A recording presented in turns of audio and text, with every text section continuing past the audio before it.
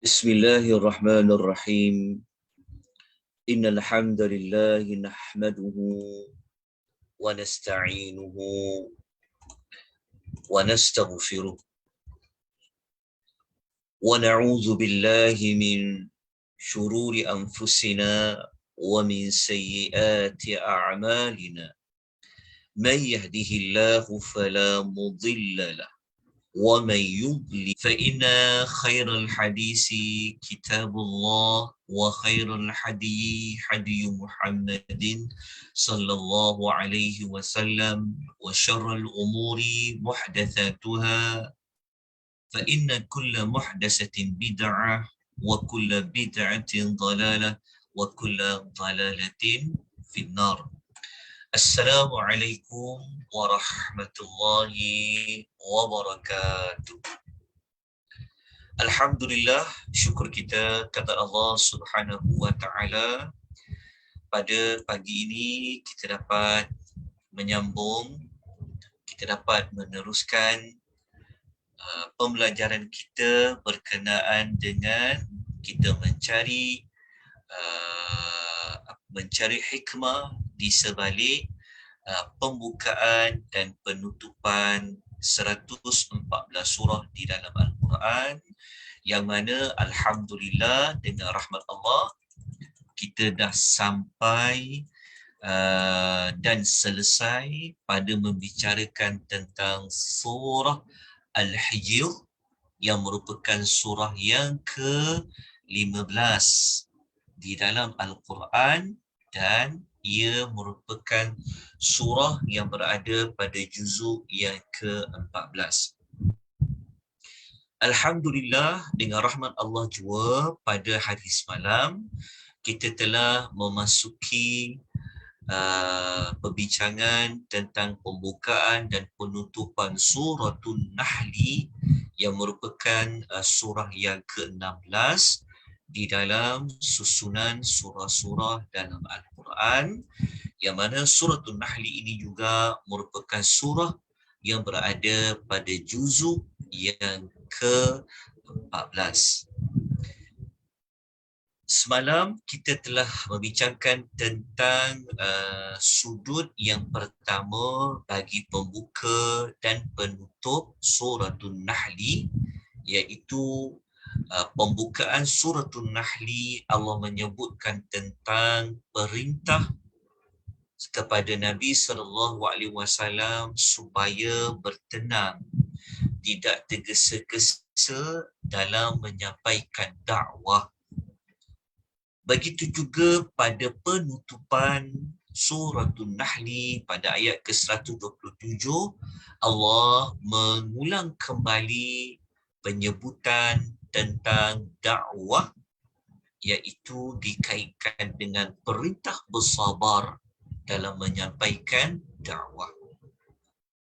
Pada pagi ini kita akan menyambung sudut yang kedua yang kita tidak sempat membincangkan pada pengisian hari semalam. So hari ini kita sambung sudut yang kedua, pembuka yang berada pada suratul Nahli ini. Kita lihat pada ayat yang kedua, yang mana pada ayat yang kedua ini Allah menyebutkan tentang, Allah menafikan bahawa ada di kalangan manusia yang mereka telah menyemutukan Allah Subhanahu wa ta'ala.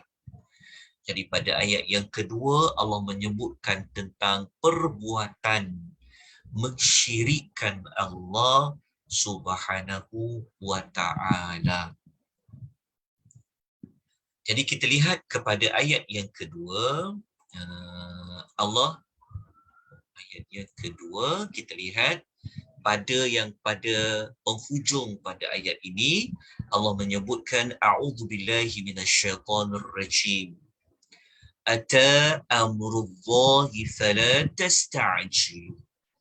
Telah hampir datangnya ketetapan Allah, Ini kita telah bincang pada hadis malam, ketetapan Allah merujuk kepada janji Allah untuk memberikan balasan kepada orang-orang yang mensyirikkan Allah.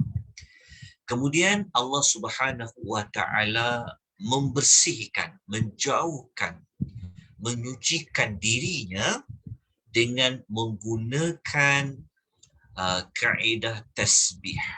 Allah mengatakan subhanahu, maha suci Allah. Okay, sebab itu kalau kita selalu zikir tentang tasbih, kita sebut subhanallah, subhanallah, okay, ia akan membawa kepada makna kita menjauhkan, kita membersihkan Allah ini daripada sebarang perbuatan, perkataan yang tidak layak yang disandarkan kepada Allah, seperti menjadikan Allah ini ada sekutu-sekutunya. Sebab itu Allah bertasbih subhanahu, maha sucinya. So Allah bertasbih terhadap dirinya sendiri, okay, pada ayat yang pertama ini. Cuma dekat nota tu saya tulis dia kejap ya. Okey, dekat nota tu pada ayat yang pertama. Okey, kejap. Dekat nota tu saya tulis ayat yang kedua, maafkan saya. Jadi tuan kena betulkan ya. Ni sepatutnya kita dah kena betulkan dah sekejap. Okey, yang ini tuan kena betulkan, dia bukan ayat kedua ni, dia sebenarnya adalah ayat yang pertama ya. So kena betulkan. Okey. Kemudian kita selepas Allah Ta'ala mengatakan Allah ni dia maha suci, kita berjalan-jalan sekejap. Ya.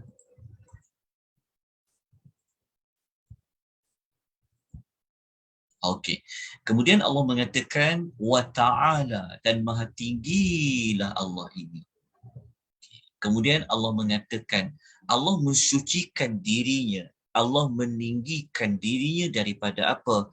Amma yushrikun, daripada perbuatan syirik yang telah mereka lakukan. Jadi dekat sini kita mendapati adanya perbuatan mensyirikkan Allah Subhanahu wa taala. Maka satu perbuatan yang dosa merupakan dosa yang paling besar sekali. Jadi Allah membersihkan, Allah mempertahankan bahawa Allah Ta'ala ini tidak ada mana-mana yang layak untuk disekutukan dengan Allah Subhanahu wa Ta'ala pada ayat yang pertama. Jadi kalau kita tengok pada pembukaan pun Allah dah menyebut kepada tentang perbuatan syirik. Oleh kerana itu, kita telah nyatakan pada hari semalam bahawa tujuan Suratul Nahli ini adalah bertujuan menyeru manusia supaya mengesakan Allah Subhanahu wa taala. Jadi dekat permulaan ayat surah An-Nahl ini pun kita dah jumpa dah Allah menyebutkan tentang perbuatan mensyirikkan Allah. Jadi kalau kita lihat kepada penutupan, iaitu kita lihat pada ayat yang ke-100, ni pun saya tersalah juga ni. Ni tolong betulkan ni ya. Bukan 122 ni. Tapi dia 100, saya ambil dia sebenarnya daripada ayat yang ke-120. Tolong betulkan tuan-puan ya. Nanti nota saya nak kena bagi juga yang telah dikemas kini. Okey, tolong betulkan. Kita ambil bermula daripada ayat nombor 120.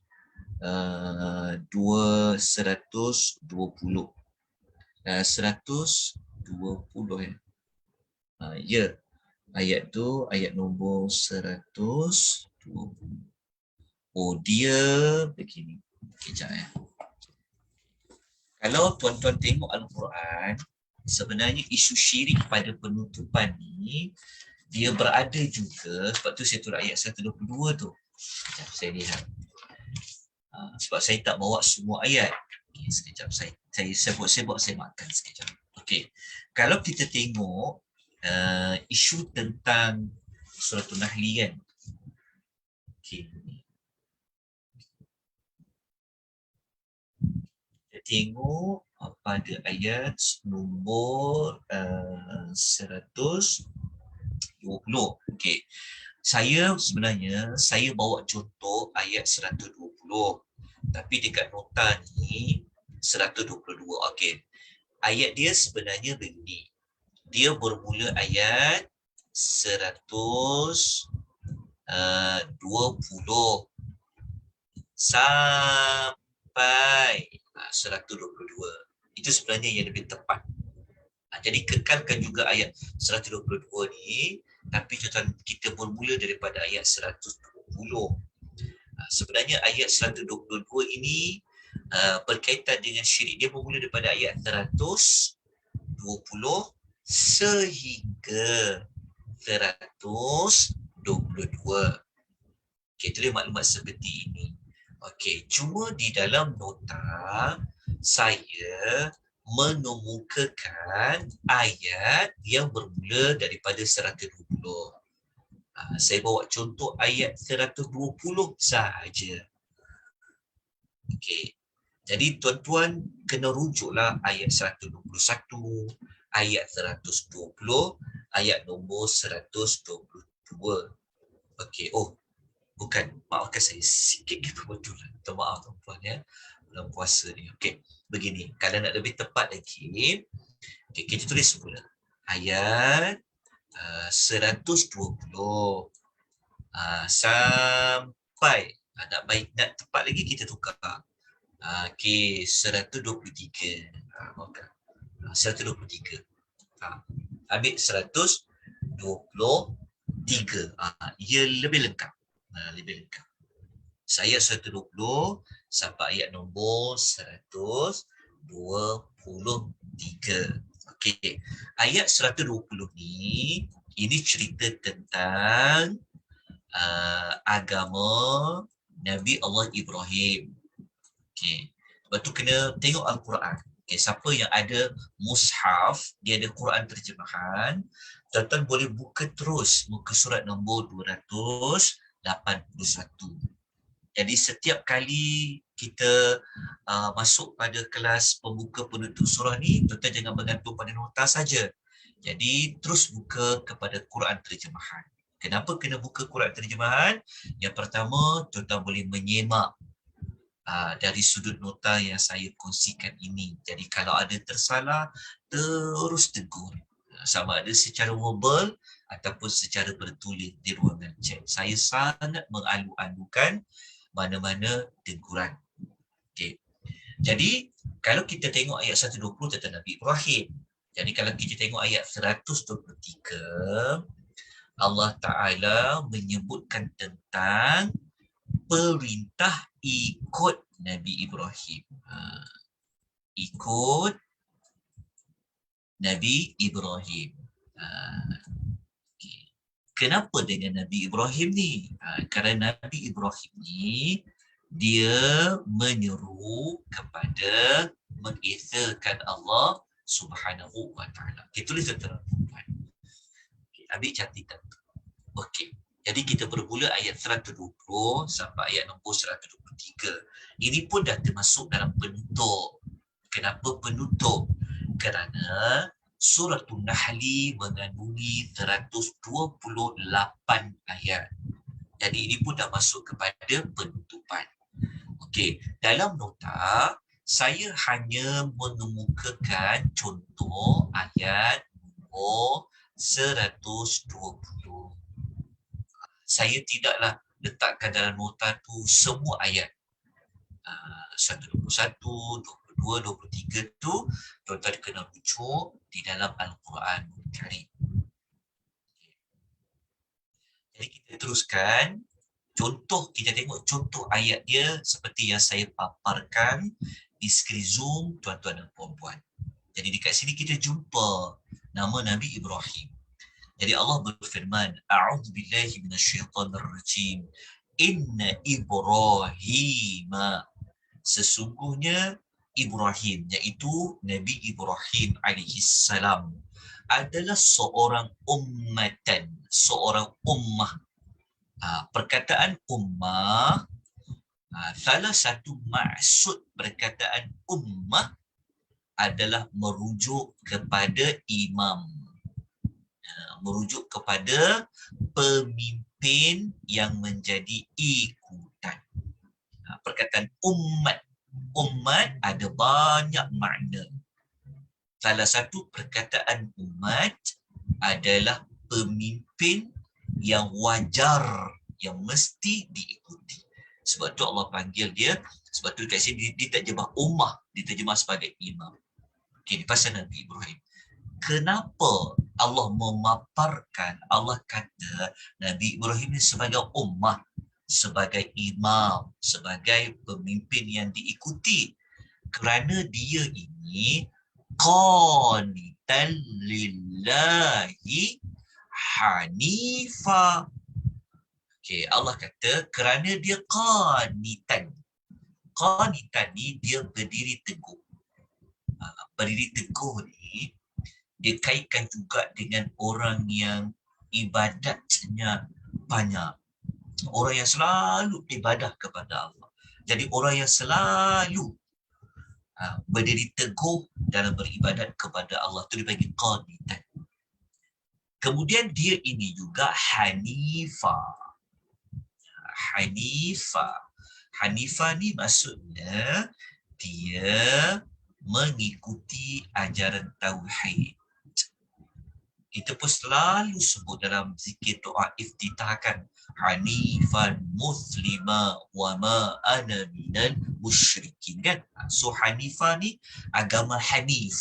Agama hanif ni merujuk kepada orang yang berada di dalam ketauhidan. Berdiri teguh tu dia kuat ingatan dia pada Allah, kuat ibadat dia, lagi dia berada pada agama tauhid. Lepas tu Allah kata Ibrahim ni walam yakun minal musyrikin. Dia tidak pernah tergolong dalam kalangan orang musyrikin. Jadi kita dapati bermula ayat 120 kan, Allah menyebut tentang lawan kepada ayat pertama. Kalau ayat pertama kita belajar tadi, pada ayat pertama kita belajar tentang ada orang Arab musyrikin, penduduk Mekah. Mereka telah mensyirikkan Allah. Tak layak dan tak patut Allah tu disyirikkan. Jadi apabila kita baca pada penutup bermula ayat 120, Allah menyebut lawan kepada penduduk Mekah. Bukan sekadar menjadi lawan, tetapi Allah Ta'ala nak menyatakan bahawa penduduk Mekah ni mereka tak selari, mereka tak ikut ajaran, tidak mengikut kepada cara hidup Nabi Ibrahim, yang Nabi Ibrahim ini tidak mensyirikkan Allah. Mengapa kamu, wahai penduduk Mekah, kan, yang mengagung-agungkan Nabi Ibrahim, kamu agungkan Kaabah tu Nabi Ibrahim idola kamu, tapi kamu bertentangan dengan ajaran Nabi Ibrahim. Ibrahim itu seorang yang qanitan lillah, hanifan, walam yakun minal musyrikin. Jadi kita dapati apabila kita belajar pembuka penutup ni, Allah nak fokus tentang keesaan Allah. Jadi keesaan Allah ini Allah tunjukkan dari sudut ada manusia yang mensyirikkan Allah, perbuatan yang tidak patut dibuat kepada Allah. Dalam masa yang sama Allah mendatangkan contoh yang patut diikuti siapa? Seperti Allah bawa kisah Nabi Allah Ibrahim. Jadi tuan-tuan kena bacalah ayat yang berikutnya, 121, 122, 122 dan 123. Kalau tuan-tuan baca ayat 123, memang tuan-tuan akan jumpa Allah Ta'ala sebut secara jelas sekali lagi. Allah sebut tentang Nabi Ibrahim. Kita baca ayat nombor 123 tu, memang Allah Ta'ala perintahkan kepada Nabi SAW untuk ikut Nabi Ibrahim. Jadi kena tengoklah ayat nombor 123. Tapi kalau kita baca ayat 123, Allah Ta'ala mengatakan bahawasanya Allah mengatakan summa auhayna ilaika anittabi' millata Ibrahim Hanifah. Jadi kalau kita tengok dalam mushaf, dalam Quran terjemahan, muka surat 281, kita akan jumpa ayat tu Allah kata terang-terang. Allah kata, kemudian kami wahyukan kepada engkau, wahai Muhammad. Lepas tu dalam wahyu yang Allah turunkan kepada Nabi tu, Allah katakan, hendaklah engkau mengikuti agama Ibrahim yang berdiri teguh di atas jalan yang dan dia bukan di kalangan orang-orang yang mensyirikkan Allah. Jadi kita dapati rahsia di sebalik pembuka dan penutupan sudut yang kedua bagi surah An-Nahl. Allah menekankan tentang Allah menyebut tentang perbuatan syirik yang tidak layak dilakukan kepada Allah, tetapi yang patut dilakukan kepada Allah adalah mengesakan Allah seperti yang dilakukan oleh Nabi Ibrahim alaihi wassalatu wassalam. Dan kita pun telah bincangkan tentang surah Ibrahim pada kelas yang lalu. Okay. Jelas tuan-tuan dan puan? Okey. Jadi kita terus pergi kepada sudut yang berikutnya bagi surah An-Nahl ini. Kita tengok sudut yang ketiga. Allah menyebutkan pada ayat yang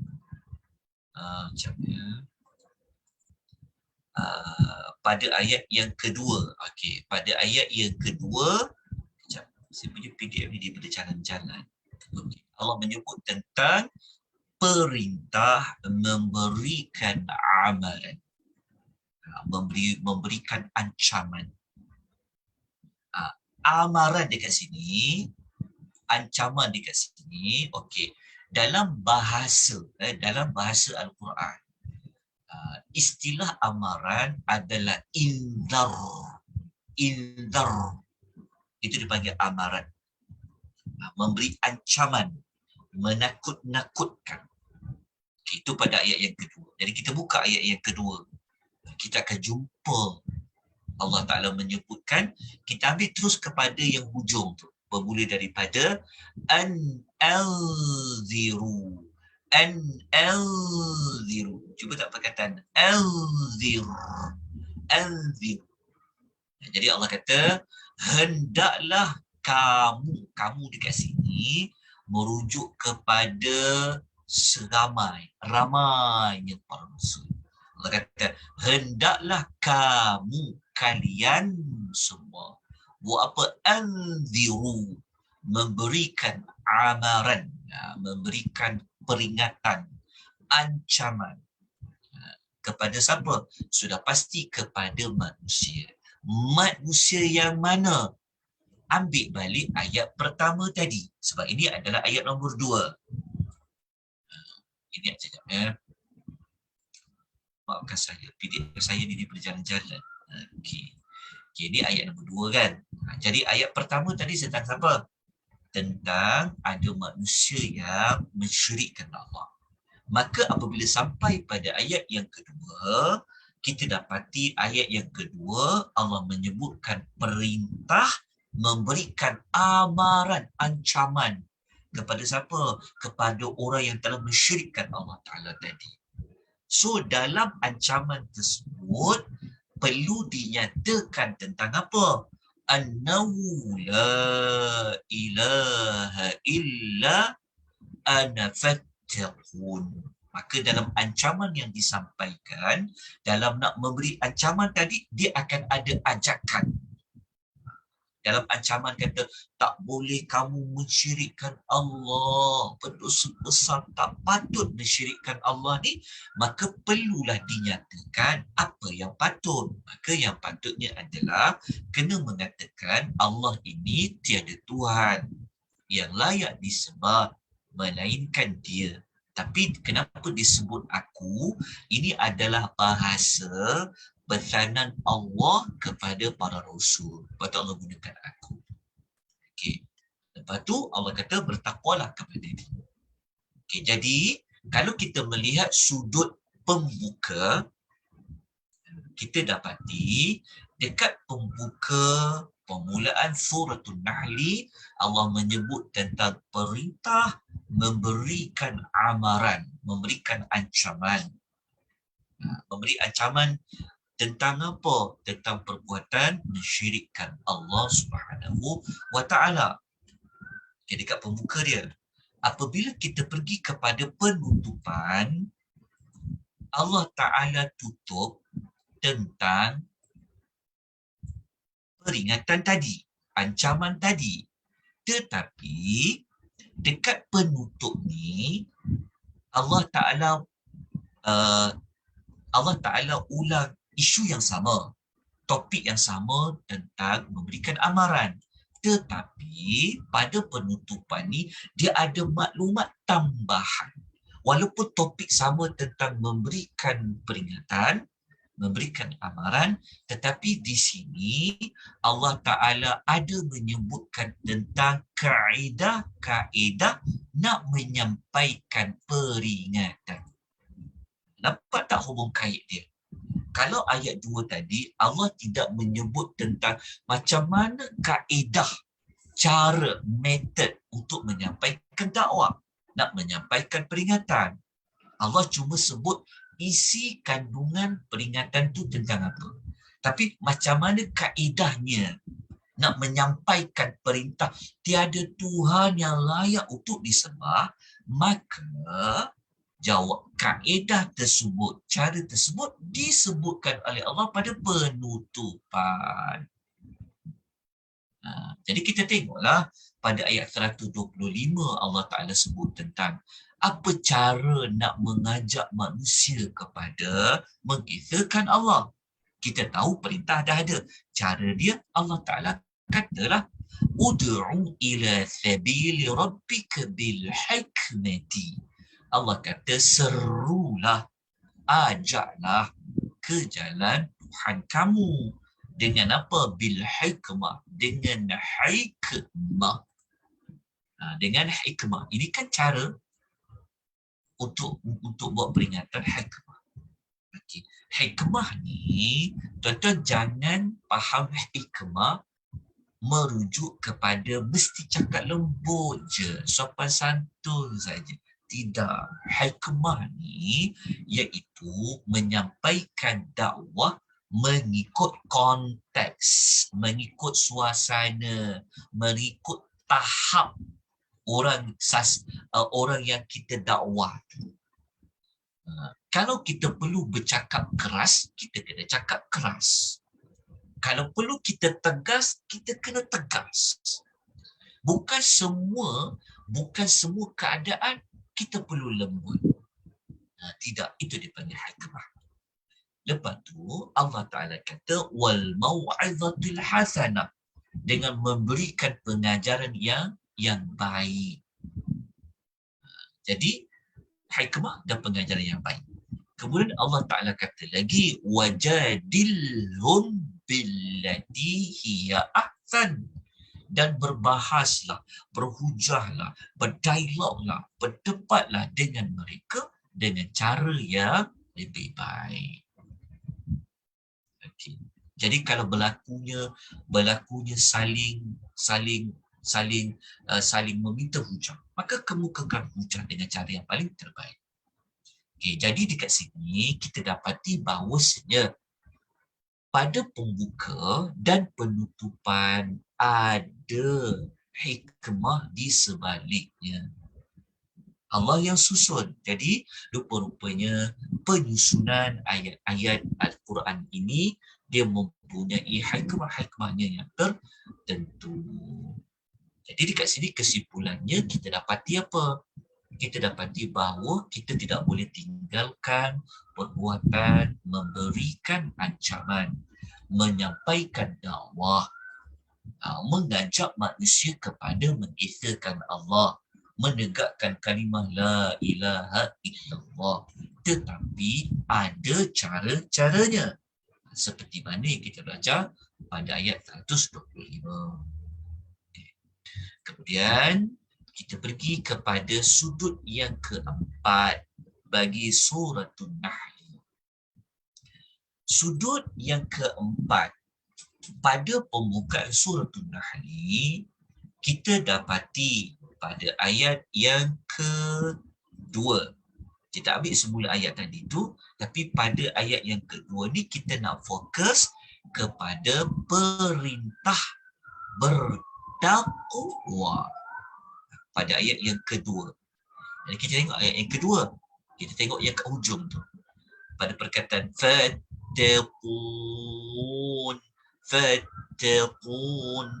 bertakwalah kamu semua kepada siapa? Kepadaku, iaitu kepada Allah. Jadi waktu kita baca pada ayat yang kedua, Allah menyebut adanya perintah untuk kita bertakwa kepada Allah. Maksudnya adanya perintah mengajak manusia supaya manusia ni dia jauh daripada api neraka. Jangan masuk api neraka. Jauhkan azab Allah. Jauhkan kemurkaan Allah. Itulah maksud bertakwa. Tapi kena dinyatakan caranya. Macam mana cara nak jauhkan daripada azab Allah, neraka Allah, kemurkaan Allah? Maka ayat sebelum tu kan ada sebut. Apa dia? La ilaha illa ana. Jadi cara nak bertakwa itu adalah mengesahkan Allah. Jadi kalau dah mengesahkan Allah, perbuatan mengesahkan Allah itulah termasuk di dalam takwa. Tapi yang kita nak bincangkan bukan isu pada cara. Sebab cara tu kita dah bincang pada sudut tiga tadi. Tetapi kita nak bincangkan tentang adanya perintah bertakwa kepada Allah. Okay. Jadi, kalau kita tengok kepada penutupan, tengok ayat 128. Ini adalah ayat terakhir sekali di dalam suratul Nahl. Kita akan jumpa ayat nombor ayat yang kedua tadi, yang perintah bertakwa tadi, Allah satukan dia dengan ayat yang terakhir 128. Apa perkaitan dia? Okey, kalau ayat 2 kita belajar tadi tentang siapa? Tentang apa? Tentang perintah takwa. Tetapi dekat ayat 2 Allah tidak menyebutkan apa kamu dapat kalau kamu bertakwa. Tak disebut secara jelas. Allah cuma kata fattaqun, bertakwalah pada ayat nombor 2. Tetapi apabila kita baca ayat yang ke-128, Allah menjelaskan apa hasil, apa faedah kamu dapat kalau bertakwa. Jadi kita nampak memang cantik, memang sempurna susunan ayat. Walaupun isu sama, isu tentang takwa.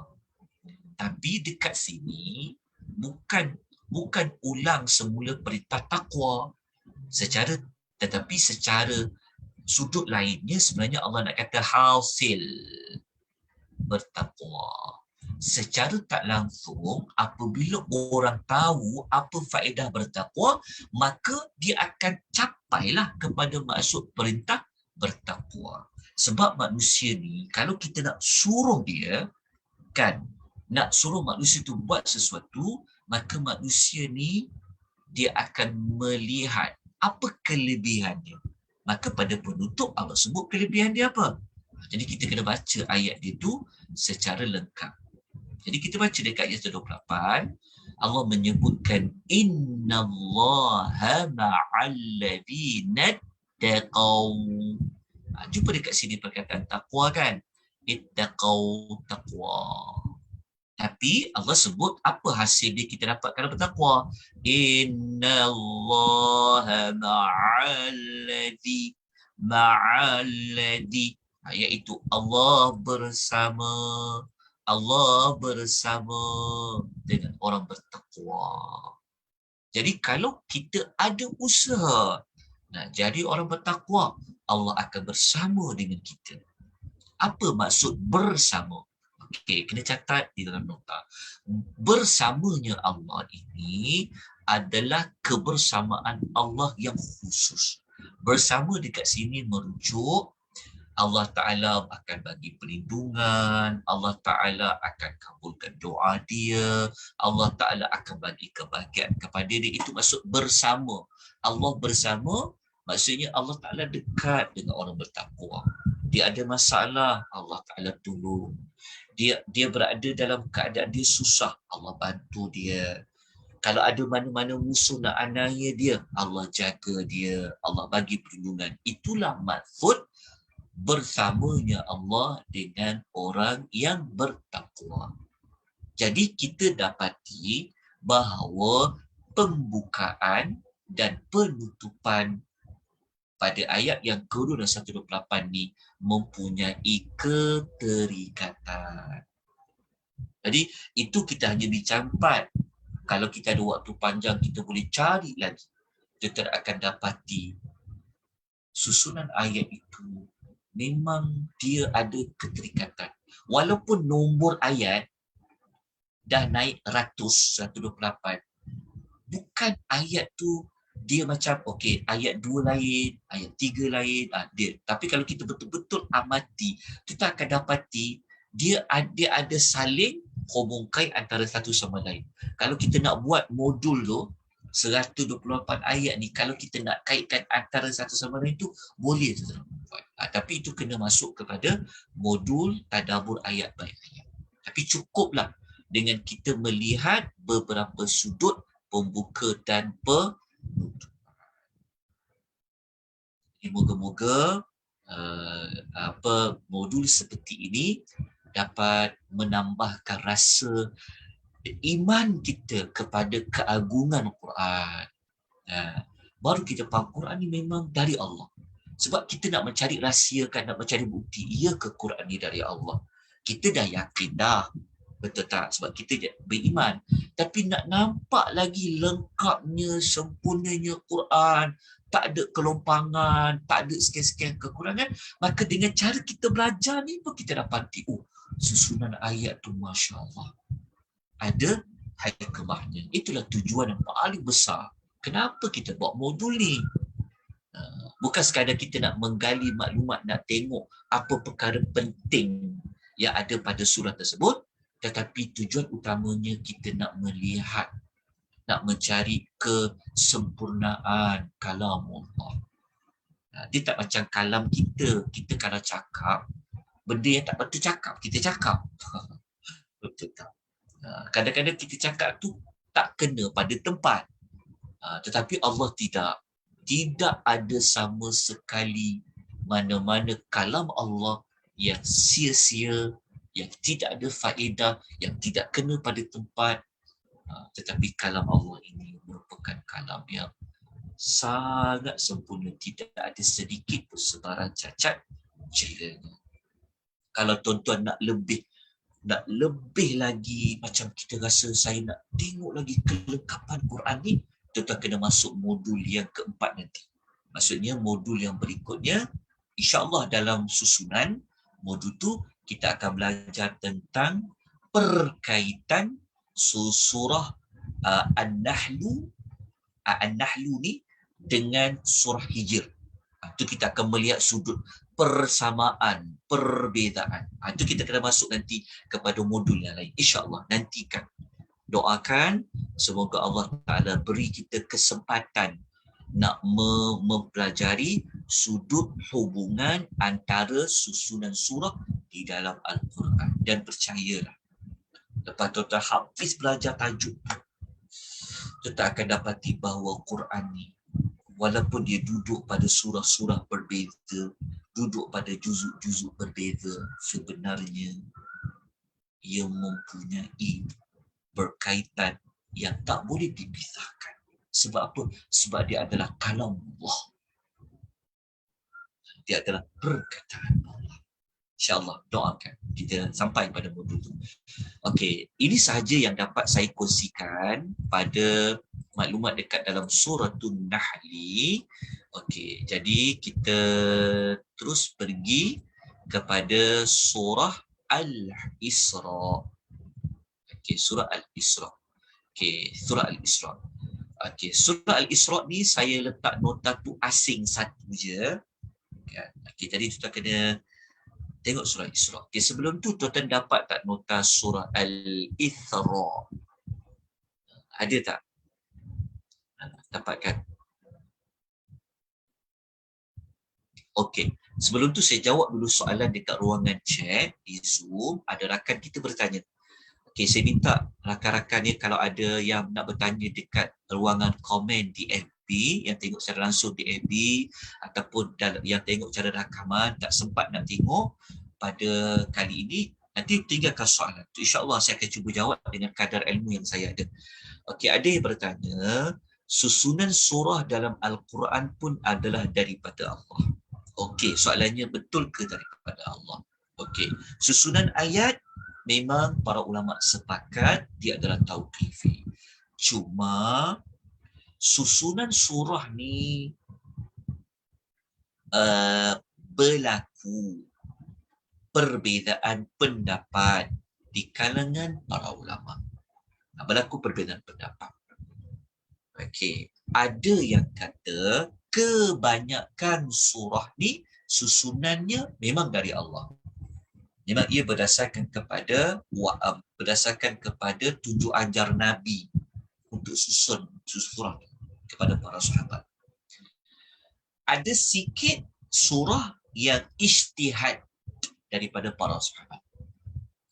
Tetapi pendapat yang lain, inilah pendapat yang terpilih, bahawa susunan surah-surah dalam Quran ini sebenarnya ia juga adalah berdasarkan kepada tunjuk ajar Rasul kepada para sahabat. Maknanya, pada zaman Rasul kan Quran tak susun lagi. Tetapi Al-Quran disusun pada zaman Uthman ibn Affan. Tetapi yang nak menyusun surah tu, para sahabat susun tu Al-Fatihah dulu, Al-Baqarah. Sebenarnya pendapat terpilih ini juga dari tunjuk ajar Nabi SAW. Itu kita kena bincangkan pada perbincangan yang lain. Tapi jawapan dia yang itu. Okey. Kita pergi kepada suratul Al-Isra. Okay. Siapa yang ada Quran terjemahan, dia boleh buka surah Al-Isra. Ya, bermula muka surat 282 sehinggalah surat Isra ni dia tamat pada muka surat 293. Ayat dia semua sekali ada 111. Dia ada 111 ayat dalam surah Al-Isra. Okey. Jadi untuk tahu maklumat lanjut, kenapa surah itu dinamakan Al-Isra? Apa justifikasi dia? Apa sebab dia? Tuan-tuan kena rujuk semula nota bagi modul nama dan tema surah. Begitu juga, tuan-tuan boleh merujuk maklumat di dalam sinopsis juzuk yang ke-15. Sinopsis juzuk yang ke-15, kita akan jumpa sedikit sebanyak maklumat tentang apakah itu surah Al-Isra. Kena baca dua modul. Modul sinopsis dengan modul nama dan tema surah. Ini kita panggil dia adalah modul yang ketiga. Pembuka dan penutup tu modul yang ketiga. Okay. Jadi surah Al-Isra ni, kalau saya sebutkan sikit pada tujuan dia, ya, pada tujuan dia. Okey, kalau dekat tujuan dia, surah Isra ni sebenarnya adalah surah yang Allah memaparkan tentang sumber kekuatan orang Islam ni adalah wahyu Al-Quran sebenarnya. Kenapa kita cakap macam tu?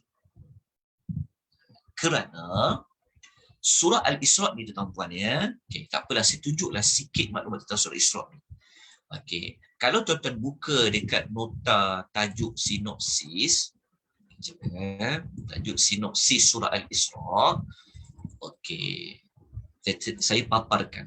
Okey, sekarang ni nampak tak nota saya paparkan yang sinopsis juzuk yang ke-14. Juzuk yang ke-15 surah Al-Isra. Kejap. Surah Al-Isra juzuk 15. Oh, ini juzuk 15 ya. Okey. Kita surah Al-Isra. Okey, kita tengok surah Al-Isra ni. Okey, tuan-tuan akan jumpa surah Isra ni di special dia dekat mana? Surah yang paling banyak menyebut tentang Al-Quran. Perkataan Al-Quran diulang-diulang, paling banyak dia berada di dalam surah Al-Isra. Surah Al-Isra. Jadi fokus surah Al-Isra ni, dia fokus dia tentang seperti mana yang saya sebutlah. Jadi kalau tuan-tuan nak tahu ada 11 kali tu dekat mana, tuan-tuan kena tengok nota tu balik. Kita akan jumpa 11 kali tu pada ayat-ayat yang mana. Adalah ayat 9, 41. Sebab tu saya kata kita kena rujuk pada nota-nota itu. Supaya tuan-tuan boleh ingat kembali. Okay. Jadi berdasarkan maklumat ini, maka surah Al-Isra ni adalah surah yang menjelaskan tentang Al-Quran. Nak menjelaskan Al-Quran tentang apa? Tentang ketinggian dia, kepentingan keutamaan Al-Quran tu kepada siapa? Kepada umat Nabi Muhammad sallallahu alaihi wasallam. Sebab itu kena kaitkan pula dengan belajar nama surah. Jadi kita tahu surah Isra ni surah perjalanan Nabi diangkat oleh Allah naik ke langit yang ketujuh. Jadi kita kena tahu cerita Isra Mi'raj tu. Isra Mi'raj kan cerita Nabi ni setelah Nabi ini kecil, setelah Nabi ini tak berjaya dakwah Taif. Peristiwa Isra ni peristiwa yang Allah hiburkan Nabi. Allah nak kuatkan semangat Nabi. Kematian isteri dia, selepas berlaku tahun kesedihan, kematian pak saudara dia. Pak saudara dia tak masuk Islam. Nabi pergi Taif, orang tak nak terima Islam. Kita jelas maksud dia. Jadi apabila surah Isra, surah yang banyak sebut tentang Al-Quran, jadi kalau kita nak linkkan, hubung kaitkan dengan nama surah, dengan penyebutan Al-Quran, jadi Allah nak kata Quran ni adalah sumber kekuatan orang Islam. Kalau nak menang, nak berjaya Islam ini dipertahankan, Islam ini menang, maka maklumat itu, nilai itu, senjatanya adalah pada Al-Quran.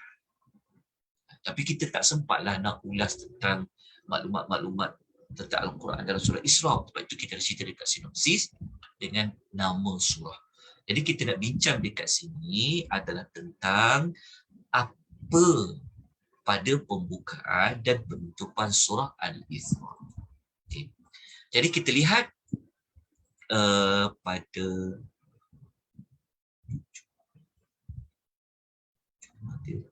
silap sikit pada tajuk tujuan. Maksud apa tu? Oh ya, yeah. Allahumma salli wa sallim ala nabiyyina Muhammad. Ya Allah, minta maaf tuan-puan, banyak kesilapan saya pada bulan Ramadan ni. Minta maaf tuan-puan ya. Dalam Ramadan ni. Okay, ni maafkan saya. Saya kata tolong betulkan ya. Jazakillahu khairan. Terima kasih banyak-banyak yang bagi teguran dekat saya. Okey, nanti saya bagi nota yang update. Tuan-tuan nak dapat nota yang penuh, nota update nanti tengok dekat Telegram. Okey. Telegram Akademi Talabu. InsyaAllah nanti saya betulkan dekat sini. Ni saya tak sempat nak bagi kepatutnya Al-Isra. Okey, tapi tujuan dia betul. Tapi nama ni dekat sini salah. Sepatutnya Al-Isra. Minta maaf tuan-puan ya, sebab tidak ada penyimak kedua. Saya tak sempat nak buat semakan. Bukan tak cukup masa, tapi kelemahan peribadi saya untuk membuat semakan. Okay. Terima kasih pada berikan teguran. Okey, kita tengok kepada pembukaan. Okey, kita tengok sudut pertama ya. Okey. Waktu kita buka pembukaan, sudut satu. Saya terus pergi ayat 2. Sepatutnya kita mula ayat 1 kan. Tapi saya nak fokus tentang Quran dulu. Sebab tu saya ambil dulu sudut 1 tentang ayat 2. Kalau kita nak buka, boleh buka dengan ayat pertama. Tapi ayat pertama nanti kita bincang dekat sini. Ayat pertama kita akan bincang dekat sudut 2. Pasal tasbih ayat 1. Tapi sebab saya nak selarikan dengan tujuan surah Al-Isra ni berkenaan dengan ketinggian Al-Quran, sebab tu saya terus memilih ayat 2 untuk dijadikan sudut yang pertama, perbincangan yang pertama. Itu alasan dia. Okay. Jadi kalau kita lihat pada ayat yang kedua, tapi saya terus ambil sampai ayat nombor 9. Okay. Kalau tuan-tuan baca pada ayat yang kedua sampai ayat nombor 9, tuan-tuan akan dapati ada 2 kitab yang Allah Ta'ala sebut dalam surah Al-Isra. Ada 2 kitab. Kitab pertama, Allah memulakan dengan menyebut tentang kitab Taurat. Kemudian baru Allah bawa cerita tentang Al-Quranul Karim. Jadi kalau tuan-tuan dan puan-puan nak tahu keseluruhan ayat, tuan-tuan kena bukalah pada ayat yang kedua, 3 sampailah nombor 9. Jadi kalau nak bincang tentang Taurat, dia bermula pada ayat nombor 2. Boleh kata sampailah ayat nombor, kita kata bolehlah sampai ayat nombor 7. Tapi kalau pasal Quran, Allah akan dia bermula pada ayat nombor 9. Okey. Dah jelas maklumat ini? Okey. Kenapa Allah perlu tekankan tentang Taurat? Okey, kerana kita kena sedia maklum bahawa di antara umat Nabi sendiri berhadapan dengan orang-orang Yahudi. Macam sekarang pun kita tahu antara ajaran agama yang besar juga ada kaitan dengan Yahudi. Okay. Jadi orang Yahudi ni mereka sangat mengidolakan, mereka sangat menyanjung Nabi Musa. Jadi apabila mereka menyanjung Nabi Musa, sepatutnya mereka kena juga menyanjung, menerima Nabi Muhammad sallallahu alaihi wasallam. Kenapa? Kerana Taurat ini turun dari Allah. Al-Quran pun turun dari Allah. Allah itu satu. Jadi Taurat turun dari Allah yang satu, Al-Quran pun turun dari Allah yang satu. Jadi sepatutnya kita tak boleh tolak Al-Quran, terima Taurat. Begitu juga tak boleh terima Taurat, tolak Al-Quran. Okay, jadi Allah mulakan dia pada permulaan ayat ini. Okay. Kedua-dua kitab ni sebenarnya nak fokus tentang apa? Nak fokus tentang huda sebagai petunjuk. Kalau Taurat dia juga sebagai petunjuk, Al-Quran pun sebagai petunjuk. Okay, jadi kita lihat pada contoh ayat. Saya tidak bawa ke semua ayat, tapi saya bawa ayat 2 dengan ayat 9 je. Jadi kita tengok ayat nombor 2. Ayat nombor 2, Allah mengatakan wa ataina musal kitaba. Okey. Dekat sini kita jumpa perkataan al-kitab. Okey, sekali lagi saya tekankan. Tidak semua perkataan al-kitab dia merujuk kepada al-Quran. Ya. Kita kena tengok konteks ayat tu sebut kitab ni digandingkan dengan siapa. Jadi boleh kita baca dekat sini, dan kami telah memberikan kepada Musa Alkitab. Jadi Alkitab di sini sebab ada nama Musa, maka Alkitab di sini merujuk kepada Taurat. Jadi Taurat itu juga kadang-kadang dia dinamakan dengan Alkitab. Okay. Begitu juga Al-Quran kadang-kadang dinamakan dengan Alkitab. Okay. Kenapa dengan Alkitab? Iaitu Taurat yang Allah turunkan kepada Nabi Musa. Allah bagi kepada Nabi Musa. Allah kata waja'alnahu hudal li bani Israel. Yang kitab Taurat itu kami jadikan kitab itu sebagai hidayah. Hidayah ni maksudnya petunjuk yang menunjukkan kepada Bani Israel. Dia tunjuk kepada Bani Israel itu tunjuk apa? Intipati yang besar adalah dalam kitab Taurat Allah memberikan petunjuk apa dia? Allah tattakhidhu min duni wakila. Janganlah kamu mengambil penolong selain daripadaku. Maksudnya dikaitkan dengan kesyirikan juga. Selepas kita baca dekat ayat yang kedua, kita terus pergi kepada ayat yang ke-9. Tadi saya tinggalkanlah ayat 3, ayat 4, ayat 5, ayat 6, 7 dan 8 tu. Kita boleh rujuk. Sebab kalau kita nak bincang ayat tu panjang, tak habis saja pemuka dan penutup ni. Sebab kita sasarkan sebelum kita masuk Syawal, kita akan tamat 30 juzuk. Kita akan tamat 114 surah ini. InsyaAllah. Jadualnya seperti itu. Okay. Jadi, dekat ayat nombor 9, kita akan dapati Allah menyebut tentang apa? Allah menyebut tentang Al-Quran. Dekat sini terang-terang kita jumpa kata Al-Quran. Inna hadzal Qur'ana. Sesungguhnya Al-Quran. Ini kata Allah. Sebagai apa? Yahdi. Sebagai petunjuk. Sebagai hidayah. Kepada jalan yang benar. Lepas tu ada lagi panjang perincian dia, memberi berita kepada manusia dan sebagainya. Jadi saya tak sempatlah untuk kita bincangkan tafsiran keseluruhan ayat ni, nak tadabbur, sebab kita bukan nak fokus tentang tadabbur ayat. Tapi kita nak ambil intisari utama pada ayat 9 ni, cerita tentang fungsi Al-Quran itu yahdi. Iaitu memberikan petunjuk. Sama tak macam Taurat? Taurat pun Allah kata huda. Allah kata sebagai petunjuk, huda. Begitu juga dengan Al-Quranul Karim pada ayat nombor 9. Yahdi, kaitan dengan huda. Okay. Jadi itu adalah pembukaan sudut yang pertama. Okay. Kemudian kita tengok kepada penutup dia pula.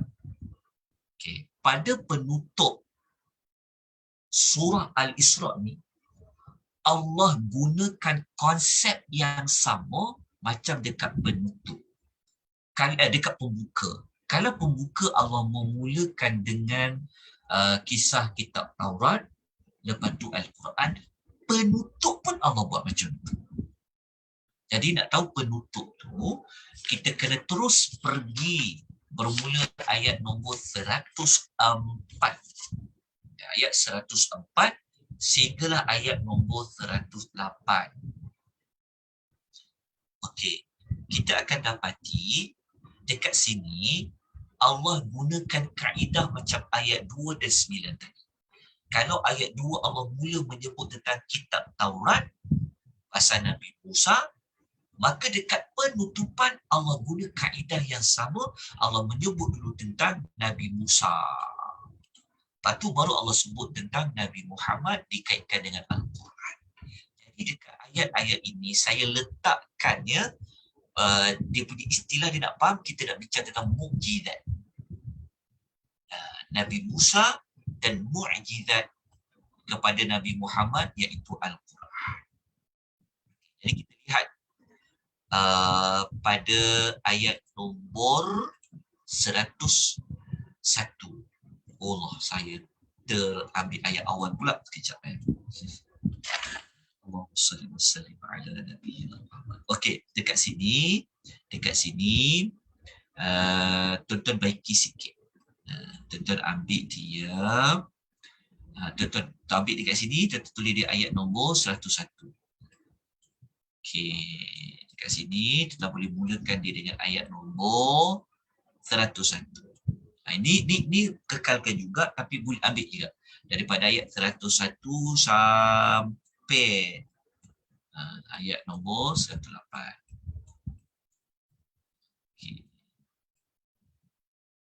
Okay. Jadi kita tengok contoh ayat ni. Ya, kita ambil ayat 101.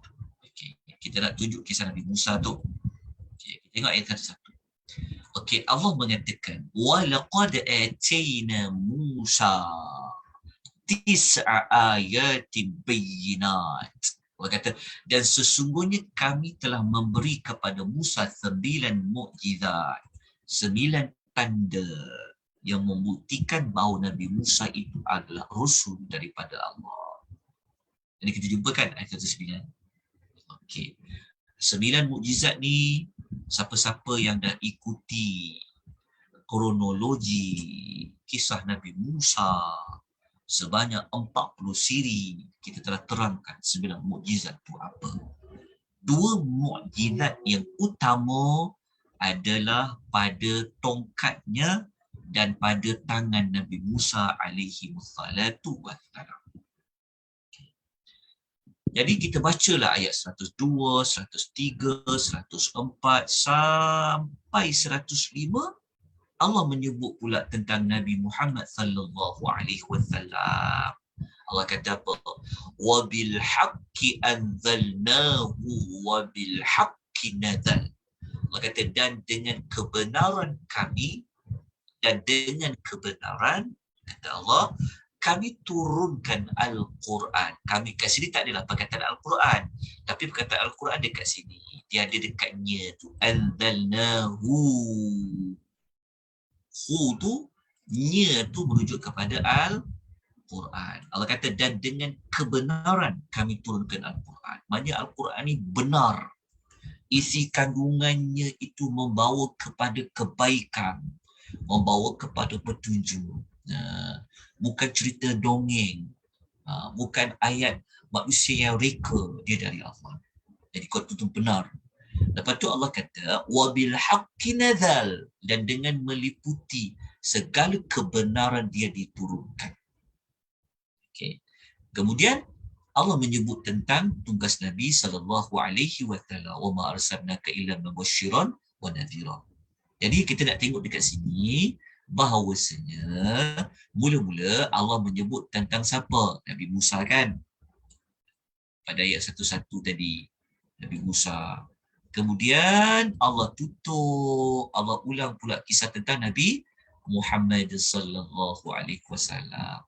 Ada persamaan tak pembukaan surah Al-Isra yang kita bincang tadi tu? Ayat 2 sampailah ayat nombor 9 dengan ayat 101 dengan ayat nombor 105. Okay. Kemudian kita terus kepada sudut yang kedua. Baru yang pertama, semua sekali ada 4. Kita pergi pada sudut yang kedua. Okey, sudut yang kedua, surah Al-Isra ni surah yang Allah mulakan ia, membukanya tentang tasbih. tentang tasbih. Okey, pada ayat yang pertama, semua orang hafal ayat pertama ni, semua orang tahu. Allah mulakan dengan tasbih. Bismillahirrahmanirrahim. Subhanalladzi asra bi'abdihi. Subhana maknanya Maha suci Allah. Jadi Allah memulakan dengan tasbih. Kita telah sebutkan tadi dekat surah An-Nahl kan. Ada pasal tasbih tak? Ada tentang Allah bertasbih kan, menafikan diri daripada kesyirikan. Allah ulang balik dekat surah Al-Isra ada tasbih. Tapi Allah mulakan dengan Allah mengatakan Maha suci Allah. Dikaitkan dengan perjalanan Nabi naik Isra dan Mi'raj. Allah mensucikan dirinya daripada segala kekurangan, daripada segala kelemahan, daripada segala perkara yang tak layak disandarkan kepada Allah. Jelas dekat sini. Apabila kita baca ayat penutup dia, penutup tu maksudnya dekat hujung-hujung ayat nombor 107 sampai 108, kita ambil dua ayat ni, Allah menyebut tentang tasbih juga. Tapi Allah bukan sebut tentang tasbih semata-mata. Kalau ayat pertama Allah bertasbih untuk dirinya sendiri yang membawa kepada maksud kita kena bertasbih lah. Okay. Tetapi dekat ayat 107 dengan 108 Allah Ta'ala tunjukkan kepada kita siapa manusia yang bertasbih itu. Ayat pertama Allah menyebut tentang tasbih yang membawa kepada maksud Allah perintah kita bertasbih sebenarnya. Tetapi dekat ayat 107 dengan 108 dekat penutup ni Allah ulang balik tentang isu tasbih. Pentingnya tasbih ni, tapi Allah menyebut tentang siapakah manusia ini yang dia pernah bertasbih.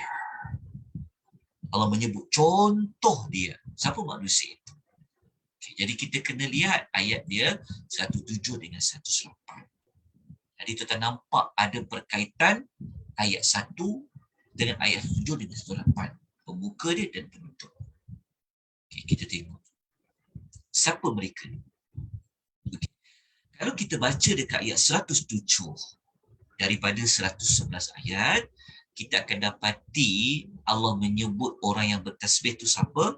Okay, dekat sini Allah menyebut, kita terus ambil pada ayat ni. Okay, ayat innal ladzina utul ilma min qablih. Allah kata, sesungguhnya orang yang diberikan ilmu sebelum itu. Orang yang diberikan ilmu sebelum itu, kita tuan kena catat dekat dekat nota tuan puan. Orang sebelum itu sebenarnya ia merujuk kepada, dia dekat sini dalam tafsir dia kata, okay, dia merujuk kepada orang-orang yang pernah dapat kitab. Ataupun dalam bahasa mudah kita, ahlul kitab.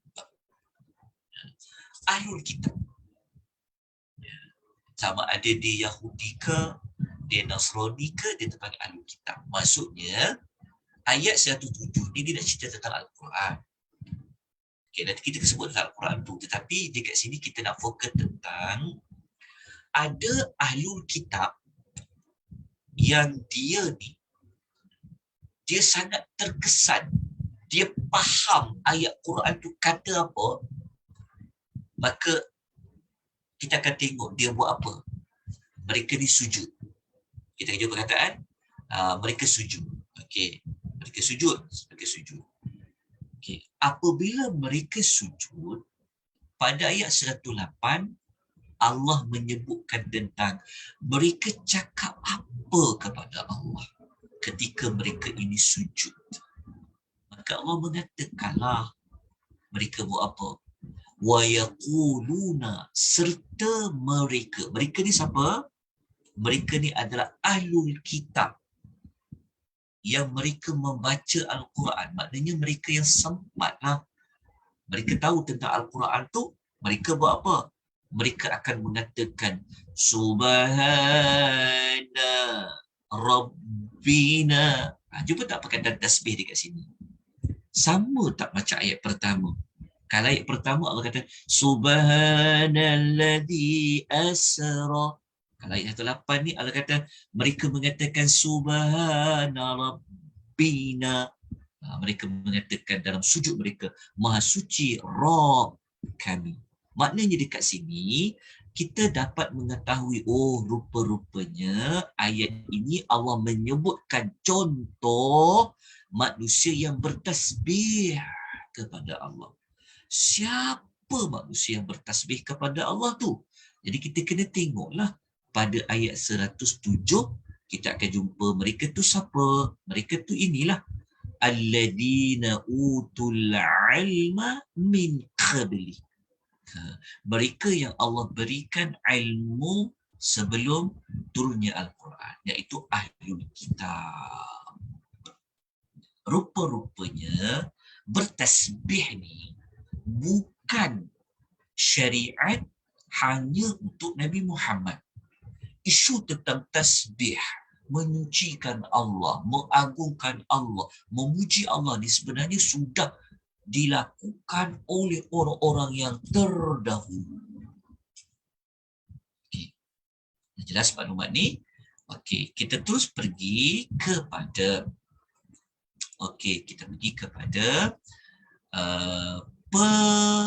penutupan yang lain. Yang ni saya gabungkan. Kalau tadi penutup, kalau kita buat tadi kejap saya punya slide ni dia berjalan kejap. Okey. Saya nak masuk penutup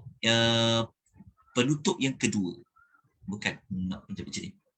Dia panggil ini kita buat sudut dua ni, maksudnya kalau tadi penutup juga pasal tasbih, tapi rupa-rupanya bukan sekadar tasbih. Kalau mula ayat pertama dengan tasbih, maka penutup dia Allah menyebut juga ada kaitan dengan tasbih, tapi Allah menyebut tentang pujian. Ada berkaitan tak tasbih dengan ucapan Alhamdulillah? Kita tengok pada ayat nombor ayat akhir kali ni, ayat terakhir dekat surah Al-Isra. Okay, kita akan tengok Allah mengatakan wa qulil hamdulillah, dan dikatakanlah segala puji bagi Allah. Jadi kita akan dapati Allah tutup dia dengan puji-pujian. Okey. Kalaulah tuan-tuan nak jadikan dia macam ni. Contoh ya. Okey, kalau tuan-tuan kata okey, pembuka surah Al-Isra ayat 1 tentang tasbih, tuan-tuan nak ambil ayat akhir sekali, tuan ambil ayat 111, tuan boleh katakan bahawa penutup surah Al-Isra Allah tutup dengan pujian. Boleh juga, ada berkaitan juga. Maksudnya dibuka dengan tasbih, ditutup dengan tahmid, dibuka dengan subhanallah, ditutup dengan alhamdulillah. Jelas? Tapi tadi saya buat dua lah penutupan tu. Saya nak katakan juga bahawa penutup pembuka dengan tasbih ditutup dengan Allah menyebut siapa yang bertasbih. Ataupun tuan-tuan nak letak dibuka dengan tasbih, ditutup dengan tahmid pun boleh. Tak jadi masalah.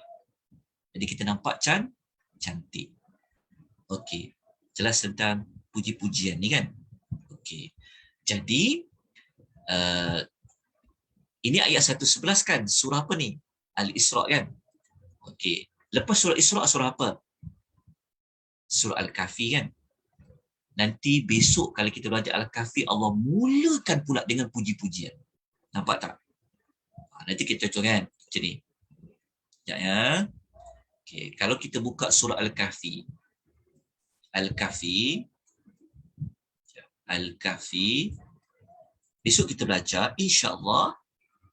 Tengok ya. Al-Kahfi dimulakan dengan pujian, betul tak? Alhamdulillah kan? Nampak tak cantik tak Allah susun? Penutup ya, tengok ya. Penutup surah, kita ambil sini, kita letak Al-Isra kan? Tengok. Penutup surat Isra dengan pujian. Dibuka suratul Kahfi dengan puji-pujian. Cantik Allah susun. Seolah-olah surah Isra Al-Kahfi ni, walaupun kita kata dia surah beza sebab dia ada Bismillahirrahmanirrahim, betul tak? Kan?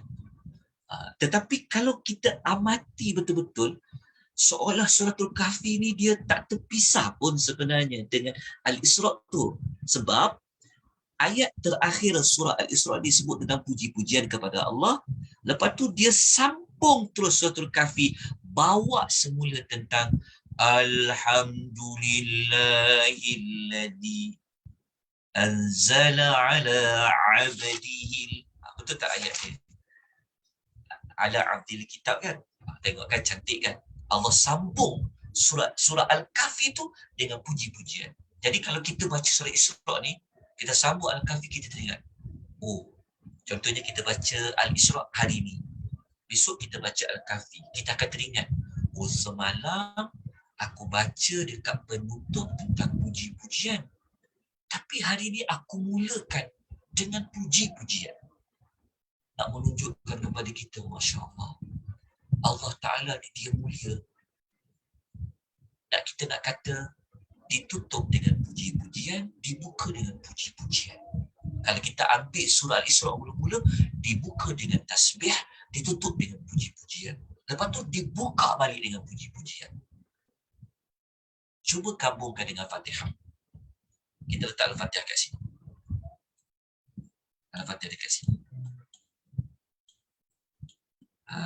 Kita akan dapati Al-Fatihah dimulakan dengan apa? Al-Fatihah kan dimulakan dengan Alhamdulillahirabbil alamin. Kita ambil pendapat yang kata bismillah tu bukan yang pertama lah, contoh. Tengok puji-pujian kan. Lepas tu pergi dekat Al-Isra, ada juga puji-pujian penutup. Buka Al-Kahfi, ada juga puji-pujian. Ini menunjukkan bahawa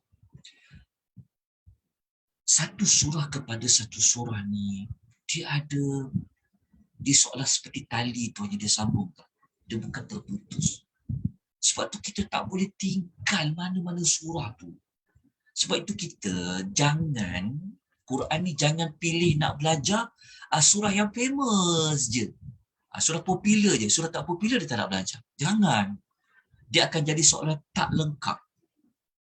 Jadi kita dapati di sini susunan dia. Okey. Tentu ada sebab. Okey. Jadi kita dah, saya dah masuk Al-Kahfi sikit. Tak apa, sebab kita pernah belajar Al-Kahfi pada hari esoknya. Okay. Jadi kita terus pergi kepada sudut yang ketiga. Ada dua lagi patut habis, insya-Allah. Okey. Kalau kita lihat kepada pembuka surah Al-Isra, kita ambil sudut lain, kita nak ambil dua nama Allah yang mulia. Ya Allah, satu ayat kita boleh bincang sudut depan, sudut belakang. Contoh macam ni. Tengok ayat satu ya. Ayat satu tadi kita ambil sudut mana?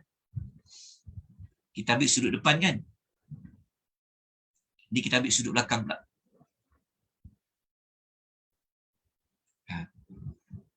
Kita ambil sudut depan, di belakang kan? Ayat-ayat penutup pangkal kan? Kita nak ambil ayat ni. Tadi kita dah bincang ayat ni. Masya Allah. Kita nak tengok ayat ni dengan ayat di depan dia kita dah bincang dengan penutup kan. Ni kita tengok dekat belakang dia. Dekat belakang dia ayat pertama Allah kata innahu huwassami'ul basir. Allah mengatakan tentang apa tu? Allah mengatakan tentang ada dua nama dia tak? Ada dua nama Allah kan? Pertama, As-Sami', Allah itu maha mendengar. Allah itu maha melihat. Ada dua nama Allah. Kalau insya-Allah tuan-tuan, ada modul yang berikut ni saya nak bagi tahu tuan awal-awal. Antara modul yang kita tengah susun adalah kita nak belajar penutup ayat. Dia punya modul tu kita nak belajar penutup ayat. Penutup setiap ayat tu, maksudnya ayat satu kan ada penutup dia. Penutup dia apa? Sami'ul basir. Kita akan kaji penutup ayat saja. Penutup setiap ayat. Itu dia panggil fawathil. Ada sebab dia. Contoh kan, kalau kita tanya, kenapa Allah tak memilih nama Al-Husna kan banyak. Contohnya Allah ada nama Ar-Rahman, Allah ada nama Ar-Rahim, Allah nama Al-Ghafur. Tapi kenapa dekat ayat satu ni, Allah gunakan nama dia maha mendengar? Kenapa tak guna nama yang lain? Ini kita akan bincangkan. Kenapa dia guna lepas mendengar, dia guna nama Al-Basir. Tuhan tu maha melihat. Kenapa dipasangkan As-Sami' dengan Al-Basir? Ini dia panggil modul belajar melihat penghujung. Kita panggil penutup bagi ayat. Tu. Ini pun termasuk dalam modul yang sedang letak dalam senarai. Kita akan belajar. InsyaAllah. Ya, kita akan belajar. Walaupun kita belajar santai, walaupun kita belajar dalam keadaan kita dalam biasa-biasa, tapi kita nak kongsikan ilmu untuk memahami, nak rasa ini adalah kalam Allah. Kita dah ada perasaan tu, kita dah kuat dah. Kita nak bagi biar kuat lagi. Nak bagi sampaikan pemilihan nama ni pun sangat tepat. Jadi kita kena tengoklah pada konteks ayat tu. Itu kita bincang kemudian. Tapi kita nak fokus dekat sini, kita nak lihat isu dua nama Allah As-Sami' Al-Basir ni, kita jadikan dia isu apa sekejap kita nak jadikan dia tentang tajuk ni. Pembuka kan? Pembuka. Okey. Sekarang kita pergi dekat penutup pula. Kita ambil balik isu sama tadi. Kita ambil balik isu ni. Isu nama Allah yang mulia tadi. Kita ambil balik nama Allah As-Sami' dengan Al-Basir tadi, tapi kita bukan nak bincang nama tu semata-mata. Kalau dekat ayat 1, Allah menyatakan dia tu maha mendengar dan dia maha melihat. Betul tak? Kita faham konteks ayat tu. Okey. Tetapi dekat penutupan ni, kita nak lihat kepada kesan. Kalau kita faham Allah itu maha mendengar.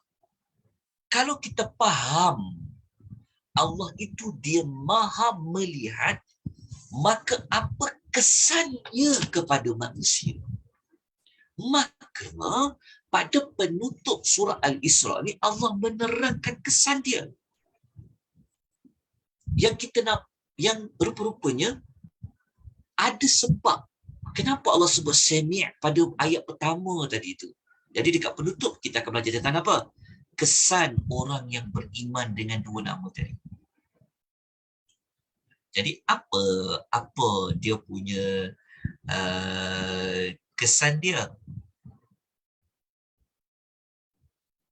Kita tengok kesan dia. Jadi kesan dia kita dapat di sini, kita ambil balik semula ayat tadi, orang yang sujud tadi. Kita tengok ya.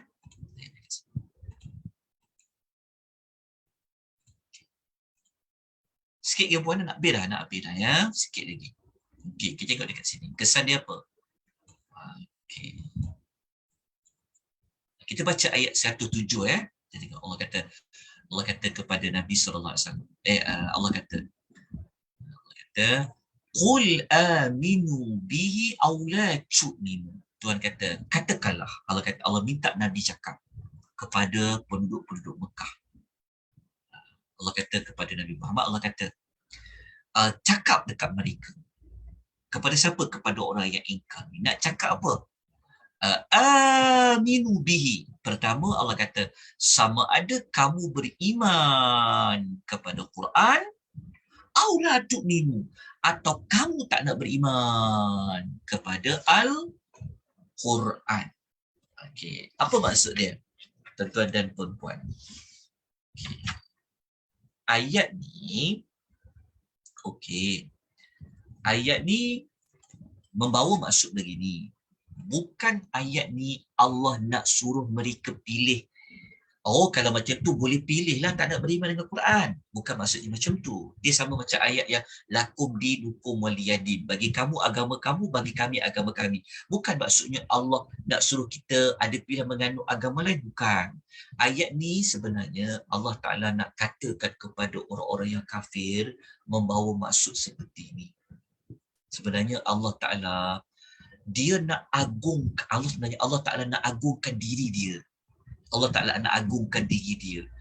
Kenapa kita boleh kata agungkan diri dia? Kan tadi Allah mula dengan tasbih. Allah agungkan diri dia kan? Okey, maksud dia macam ni. Kalau ada orang beriman dengan Quran, tak bagi kesan apa-apa pun pada Allah. Kalau orang tak beriman dengan Quran, tak nak beriman dengan Quran pun tak akan mengurangi apa-apa pun tentang Allah. Faham tak maksud dia? Maksudnya Allah Ta'ala ni sejak azali lagi, dia sudah pun agung, sudah pun hebat, sudah pun mulia. Faham tak maksud dia?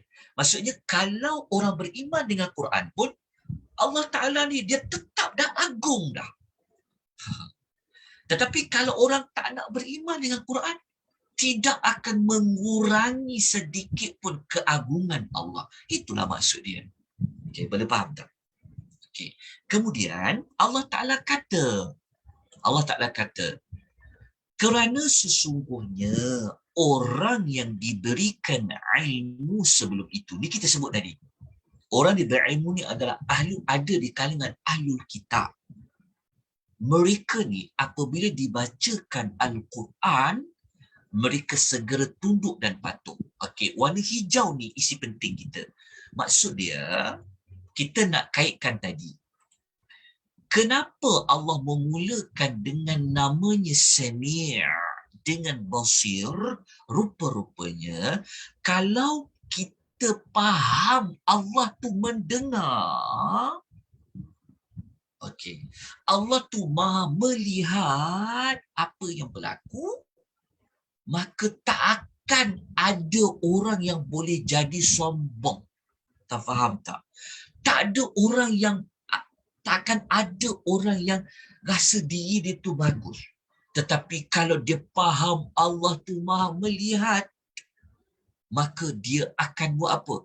Dia akan segera tunduk. Dia akan patuh. Dia akan sujud pada Allah. Sebab apa? Sebab dia kenal Allah, dia yang maha mendengar dan maha melihat. Itulah berkaitan dengan penutupan pada isu Allah maha mendengar dan maha melihat. Maksudnya, kesan daripada beriman Allah tu maha melihat, Allah tu maha mendengar, maka manusia akan sujud pada Allah. Dia tak akan buka, dia tak akan sombong. Sebab apa? Sebab dia kenal Allah melalui dua nama tadi. Okey. Jelaskan insya-Allah. Okey, kemudian kita tengok lagi satu contoh dia. Bukan sekadar mereka sujud, tapi mereka bertasbih di dalam sujud. Kenapa mereka bertasbih? Sebab mereka tahu ucapan tasbih tu, macam kita katakan subhanallah. Okay, kalau kita sebut subhanallah, Allah dengar tak? Allah dengar tak? Allah dengar. Kita sebut kan subhanallah. Kita kata subhana rabbina, subhana rabbina. Walaupun kita cakap perlahan, tapi ayat pertama kata Allah tu maha mendengar. Jadi kesan daripada Allah tu maha mendengar, maka mereka bertasbih, menyebut dengan lidah-lidah mereka. Kalau Allah tu maha melihat, Allah melihat siapa yang sujud, siapa yang tak sujud, siapa yang tunduk, siapa yang tak tunduk. Tapi kesan daripada itu, mereka tunduk. Bukan sekadar tu saja tuan-tuan dan puan. Kesan dua nama tadi itu, tengok ayat nombor 110. Dia, okey, 108. Okey, dia ada satu lagi. Saya tertinggal satu lagi ayat. Kita tengok ayat nombor 108 ni. Dia ada satu lagi ayat yang saya tertinggal. Tapi tu tak boleh rujuk ya. Tuan tengok ayat nombor 109. Saya terlupa nombor 109.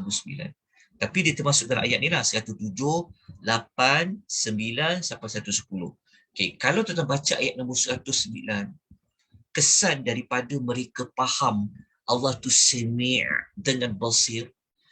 Kalau tuan baca ayat nombor 109, dia tulis pasal apa? Saya bacakan ayat dia, tuan boleh rujuk dekat Quran muka surat 293. Allah Ta'ala kata apa? Allah Ta'ala mengatakan mereka ni buat apa? Wa yakhiruna lil adhqani yabkun. Ayat 109 kata, dan mereka segera tunduk sujud sambil menangis. Nangis tuan-tuan. Mereka sujud sambil mereka menangis. Kalau ayat 108, mereka sujud, mereka bertasbih. Tapi ayat 109, mereka sujud. Mereka menangis. Kerana mereka tahu, mereka kenal Allah. Mereka tahu sifat orang yang tak nak beriman dengan Quran. Nampak tak?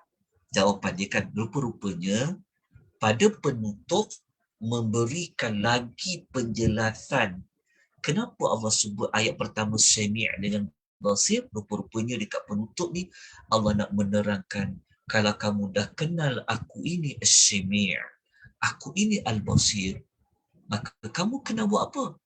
Jadi kalau kita baca ayat dekat penutup ni seolah-olah Allah bagi tahu kepada kita apa? Allah Ta'ala bagi tahu kepada kita, maka kau tirulah orang ni. Engkau tirulah orang pada ayat nombor 107 ni. Mereka tunduk, mereka sujud. Engkau tirulah orang pada ayat 108 ni. Kau bertanyakan bertasbih. Kemudian ayat nombor 9 tadi. Dan kalau kita baca ayat yang kedua terakhir, Allah Ta'ala kaitkan dengan solat. Tengok dekat ayat. Ni last sekali dah habis dah. Okay. Jadi waktu kita baca dekat ayat nombor 110, Allah Ta'ala kata apa? وَلَا تَجْهَرْ بِصَلَاتِكَ وَلَا تُخَافِتْ بِهَا. Tengok Allah kata, dan janganlah engkau menyaringkan bacaan. Janganlah pula engkau perlahankan bacaan. Kenapa? Dekat sini ada kaitan dengan suara tak? Ada kaitan dengan suara tak? Ada kaitan dengan suara kan? Okey. Apa perkaitan suara dengan ayat pertama? Ni suara.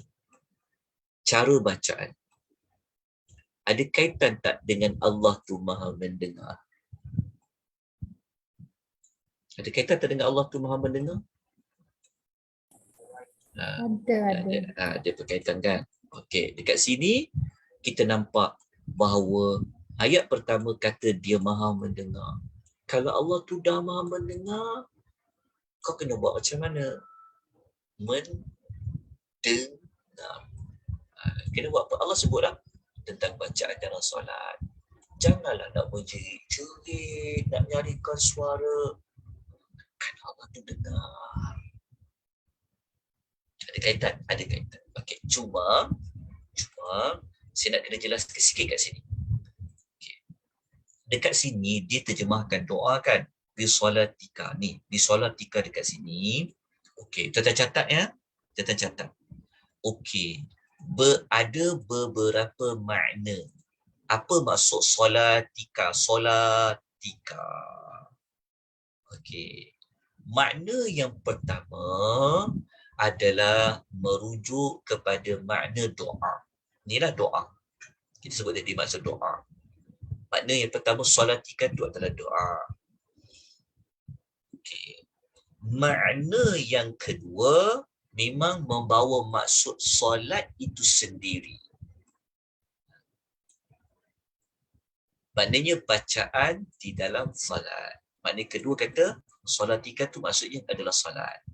Makna pertama kata dia adalah dia adalah doa. Okey. Lepas tu, lepas tu, kenapa Allah larang menyaringkan dengan memperlahankan? Okey, kenapa? Okay. Kerana dia ada banyak juga perbincangan. Kenapa Allah kata jangan kuat-kuat sangat bacanya. Lepas tu jangan pula perlahan sangat. Okay. Kenapa Allah minta sederhana je? Kenapa ada larangan kata jangan? Kenapa tu kata jangan? Okey. Berlaku perbezaan pendapat di kalangan para ulama. Okey, berlaku pendapat berbeza di kalangan para ulama. Contohnya, kalau sedang berdoa, Allah kata jangan kuatkan. Dan jangan pula perlahankan. Kalau kita nak baca ayat tu. Ataupun, jangan baca ketika solat. Itu kita buat dua. Ada maksud doa, ada maksud solat. Dua-dua tu, Al-Imam Al-Tabari menukilkan. Tapi, apa maksud, kenapa Allah larang kuatkan tu? Okay, kalau kita kaitkan tadi, Allah tu memang dia maha mendengar lah. Okay, kerana ada sebab-sebab yang lain. Okay, sebab yang dipilih oleh Al-Imam Al-Tabari adalah kerana kalau Nabi baca kuat, nanti Nabi SAW akan diseksa. Orang Islam akan diseksa oleh orang-orang musyrikin. Tak faham tak? Sebab orang musyrikin kan mereka akan cari jalan. Jadi mereka tak nak orang solat. Maka cara nak elak daripada tahu bahawa mereka ni solat ni. Jadi Allah kaitkan dengan perintah jangan kuatkan suara kau. Jadi itu di antara alasan yang dikemukakan oleh Al-Imam Al-Tabari.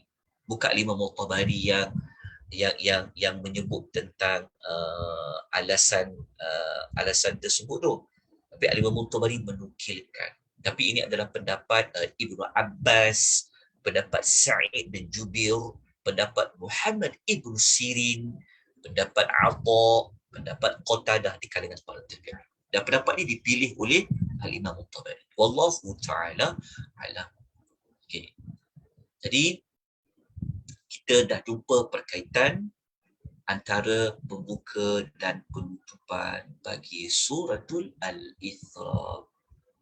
Jadi moga-moga bertambah cinta kita, minat kita, yakin kita kepada Allah bahawa Al-Quran ini memang adalah kalam Allah.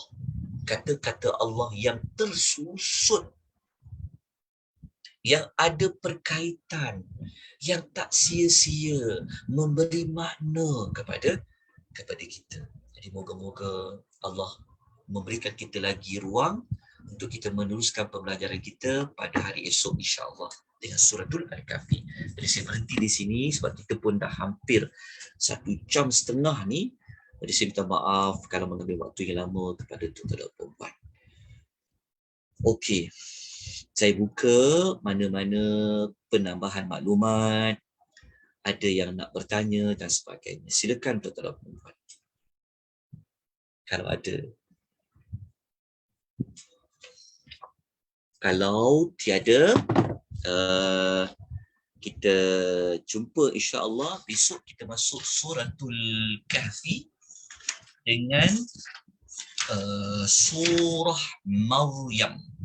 Kita masuk juzuk 15 dengan juzuk yang ke-16 surah Kahfi dengan Maryam. Hari ini pun kita dah masuk dah juzuk yang ke-15 iaitu surah Al-Isra. InsyaAllah besok kita belajar surah Al-Kahfi dan juga surah Maryam. Jadi saya ucapkan berbanyak terima kasih kepada siapa-siapa yang ada memberikan teguran secara langsung dan tidak langsung, memberikan pandangan. Jadi saya doakan kita semua diberikan rahmat oleh Allah. Saya ucapkan jazakumullahu khaira, barakallahu fikum. Kita jumpa insya-Allah pada hari esok. Aqulu qawli hadza wa astaghfirullahal azim wa billahi taufiq wal hidayah. Wassalamualaikum warahmatullahi wabarakatuh. Waalaikumsalam Waalaikumsalam, Ustaz. warahmatullahi wabarakatuh. Barakallahu fikum. Wa fikum